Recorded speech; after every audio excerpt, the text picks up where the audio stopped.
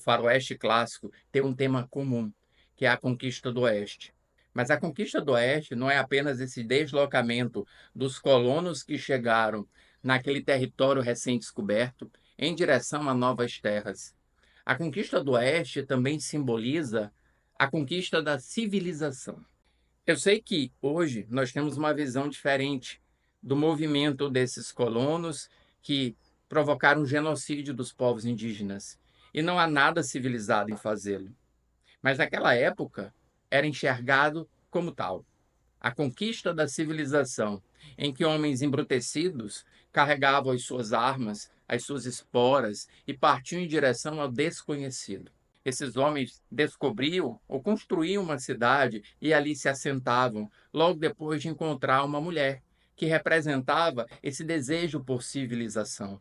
Porque a partir da figura da mulher, você construiria uma família e você desenvolveria a sua família em direção a um novo Estados Unidos, que é os Estados Unidos do progresso e do capitalismo.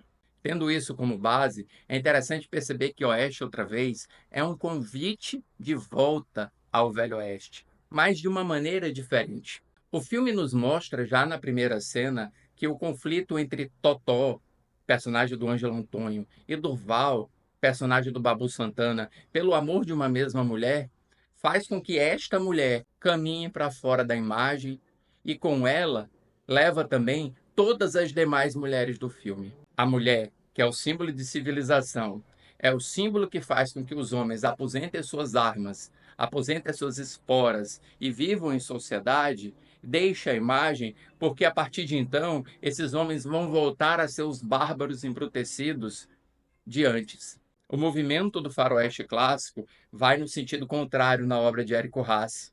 Nós vemos esses homens disputando o amor de mulheres, lutando por mulheres, matando por mulheres, porque querem restituir uma civilização que perderam, mas que não vão encontrar porque o processo que eles atravessam é justamente paradoxal. Para reconquistar a mulher e, portanto, a civilização, eles têm que cometer atos bárbaros, não civilizados. E o maior mérito desse filme, que fez uma carreira muito bonita em festivais e que finalmente estreia nos cinemas, é mostrar esse processo de perda da civilização a partir de visual, a partir de uma construção rítmica e uma construção emocional dos seus personagens, mais do que ficar blá, blá, blá falando isso em voz alta para que nós compreendamos. O Goiás, onde habitam os seus personagens, é um território aparentemente estéril, e muito disto é obtido a partir dos planos muito abertos, que nos remetem ao cinema de faroeste clássico, em que nós vemos apenas os personagens no meio de um descampado, onde não há nada. Não há vida, há só secura, há só galhos retorcidos, há só poeira. Além do êxito da direção de arte e da direção de fotografia, que ajudam a proporcionar esse ambiente de esterilidade, esse ambiente em que falta algo, nós vemos também que o comportamento dos homens, uns com os outros, nos leva a perceber um relacionamento ambíguo. Eles bebem juntos, eles jogam sinuca, mas ao mesmo tempo eles erguem armas uns contra os outros, só que eles parecem tão destreinados na arte do Velho Oeste que eles têm muita dificuldade em acertar o alvo. Então, embora eles disparem muito, eles acertam um pouco. E isso soma a toda uma frustração e também a todo um processo de fuga desses personagens.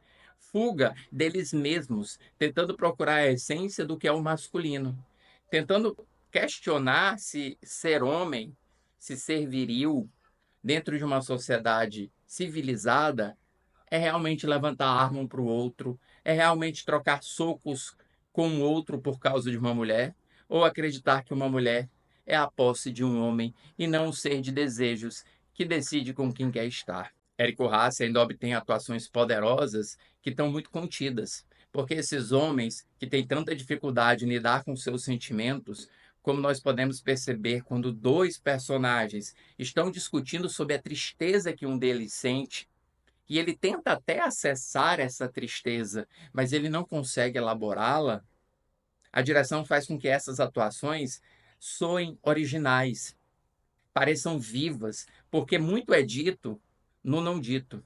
Muito é dito por personagens que falam quase envergonhados, personagens que comentam sobre si olhando para baixo, olhando para o lado ou engolindo em seco. Personagens que se encontram uns com os outros, descobrem essa camaradagem masculina como uma espécie de muleta em que podem se apoiar, mas ao mesmo tempo descobrem também a sua própria fragilidade humana.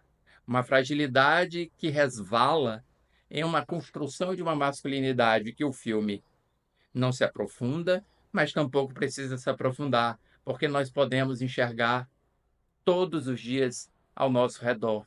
Homens que acreditam que ser homem significa fazer coisas como os homens faziam antigamente, quando na realidade o que melhor define a masculinidade é a hombridade, é a capacidade de criar laços com outros homens e também de reconhecer dentro de si que talvez você não seja todo poderoso quanto esses personagens pensam que são quando lutam pelas mulheres que eles amam ou que eles acreditam amar. Oeste, outra vez, leva a cabo o que o faroeste clássico fazia.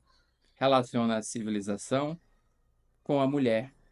Mas agora, a perda desta implica na perda daquela. E perdendo aquilo que os impele a viver em comunidade, só resta, portanto, a violência. Filme muito bom. Mais um filme brasileiro muito bom, que está disponível nos cinemas e para o qual eu dou 4 estrelas em 5. E se você for para o Oeste, antes siga o Cinema com Crítica para conhecer as principais críticas dos lançamentos no cinema e no streaming.